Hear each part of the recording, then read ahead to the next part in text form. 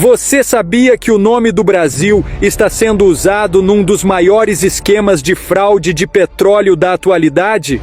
Enquanto você abastece seu carro, bilhões estão sendo movimentados secretamente por rotas internacionais. E o Brasil aparece bem no meio dessa história. O governo de Nicolás Maduro, da Venezuela, encontrou uma maneira de burlar as sanções dos Estados Unidos. E o caminho passa direto por portos, documentos e empresas ligadas ao território brasileiro. Mas o mais assustador é o silêncio. Ninguém fala, ninguém reage. O que está realmente acontecendo por trás das cortinas do comércio internacional de petróleo? Neste vídeo, você vai descobrir todos os detalhes de uma trama bilionária que pode envolver corrupção, omissão e interesses obscuros.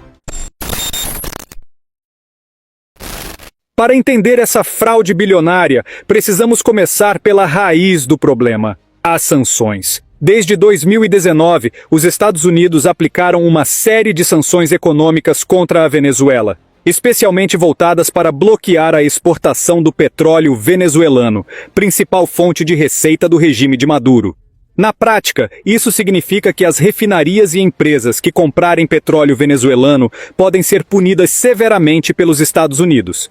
Resultado: a Venezuela ficou isolada no comércio internacional de energia, mas Maduro não aceitou esse bloqueio de braços cruzados. Com apoio de aliados e empresas fantasmas, surgiu um esquema engenhoso: o rebatismo do petróleo. Funciona assim: navios petroleiros venezuelanos partem dos portos controlados pelo regime, desligam os sinais de GPS durante o trajeto e reaparecem em alto mar com bandeiras e documentos diferentes, como se fossem embarcações brasileiras. Em vez de chegarem ao destino final como petróleo venezuelano, chegam como petróleo do Brasil. Essa falsificação envolve documentos oficiais de carga, alteração do país de origem e uso de empresas registradas no Brasil ou com conexões brasileiras para emitir notas fiscais e certificados. Em algumas rotas, os navios fazem paradas técnicas em portos intermediários para forjar ainda mais a origem do produto. O resultado? O petróleo chega à China e a outros destinos com uma identidade limpa, escapando da vigilância das sanções. Segundo investigações de portais como Veja e Diário do Comércio, o valor movimentado já ultrapassa a casa do US$ 1 bilhão. É dinheiro que abastece o regime de Maduro, financia interesses obscuros e ainda mina a credibilidade do Brasil no cenário internacional. Tudo isso sem que você veja uma linha nos jornais tradicionais. E essa é só a ponta do iceberg. Se o petróleo venezuelano está sendo rebatizado como brasileiro, a pergunta inevitável é: o Brasil está sendo apenas usado ou existe conivência? Segundo as investigações, os navios não saem diretamente de portos brasileiros. Mas os documentos dizem que sim. Empresas registradas no Brasil aparecem como exportadoras ou intermediárias. Em alguns casos, usam sedes fantasmas, sem atividade real. O esquema se apoia em uma cadeia de omissões, brechas legais e talvez cumplicidades. Os portos brasileiros não aparecem como locais de embarque, mas os registros apontam que o petróleo saiu daqui. As autoridades portuárias e fiscais não identificaram, barraram ou denunciaram essas irregularidades até o momento. A Petrobras, principal referência quando o assunto é petróleo no país, ainda não emitiu nenhuma nota oficial. O governo federal permanece em silêncio absoluto, apesar da gravidade do caso. É aqui que entra o ponto crítico. Se o Brasil não está envolvido diretamente, por que não reage com firmeza? Por que não investiga, não denuncia, não se posiciona? Será que estamos apenas sendo usados por Maduro? Ou existe uma rede de interesses políticos e econômicos que prefere manter tudo em silêncio? Esse tipo de operação internacional não acontece da noite para o dia. Requer logística, empresas com acesso a sistemas comerciais globais, conhecimento técnico e, principalmente, blindagem institucional. E nesse tipo de blindagem, o Brasil está no centro da rota, por omissão ou conveniência. A verdade é que, quando documentos oficiais indicam que o petróleo saiu do Brasil, mesmo sem ele tocar solo nacional, alguém está permitindo isso.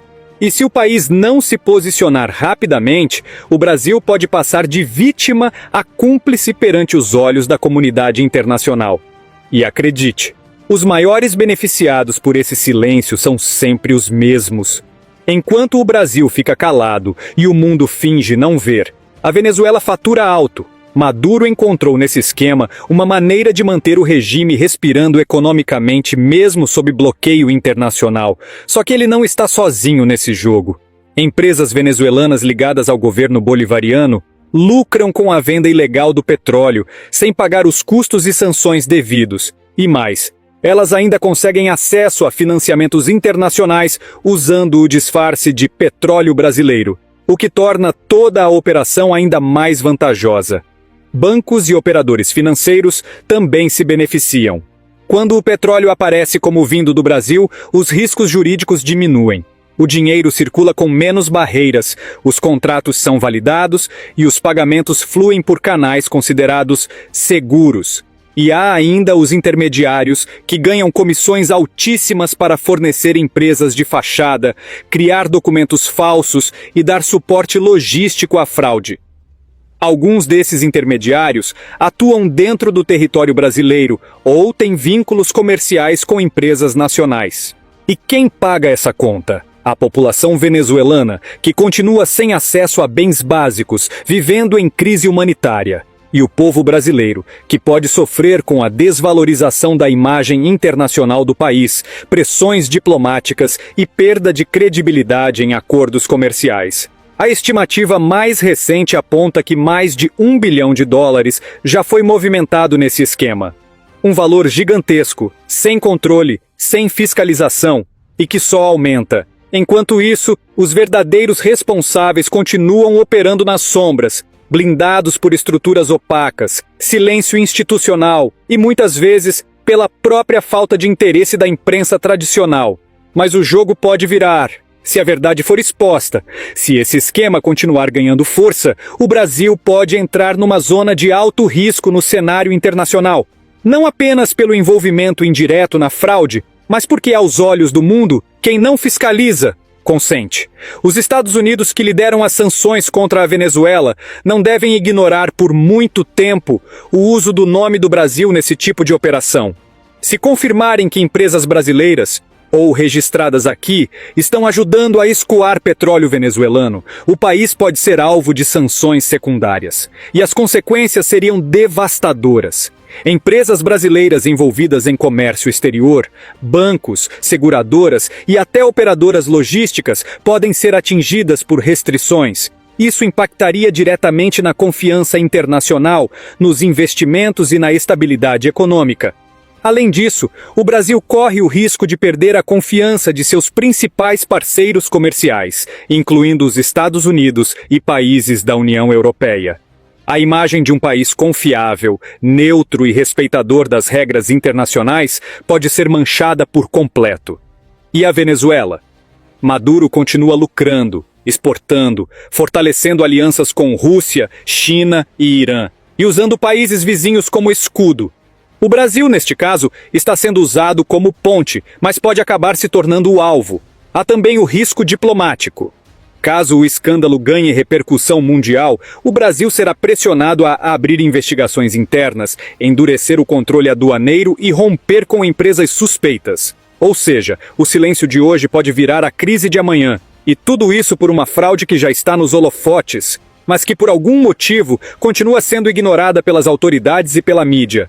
Com um escândalo dessa magnitude em curso, a pergunta que fica é: por que a grande mídia está tão calada? As poucas reportagens sobre o caso estão restritas a colunas econômicas, sem destaque, sem manchetes de capa, sem debates em horário nobre. Não há pressão, não há investigação jornalística profunda e muito menos cobrança pública das autoridades envolvidas. E isso é estranho. Estamos falando de uma fraude bilionária, envolvendo um país vizinho em crise, um ditador conhecido por manobras internacionais, e o nome do Brasil sendo usado como escudo. Era para isso estar estampado nos principais portais, nos programas de domingo, nos discursos políticos. Mas o que vemos é um silêncio seletivo. Será medo, interesses ou simplesmente conveniência? Alguns veículos evitam bater forte em governos alinhados com seus interesses ideológicos. Outros não querem peitar grandes corporações envolvidas no comércio internacional. E no fim das contas, quem perde é o povo, que fica sem saber o que realmente está acontecendo por trás das decisões que afetam sua economia, seu país e sua reputação. A imprensa tem o dever de investigar, expor e informar. Mas quando ela falha, cabe a quem? E se você chegou até aqui, é porque sabe que a verdade importa. Inscreva-se agora no canal. Deixe seu comentário. O Brasil está sendo enganado. Ou faz parte desse esquema? Compartilhe este vídeo com pelo menos uma pessoa que precisa saber da verdade. Obrigado por assistir. E até o próximo vídeo.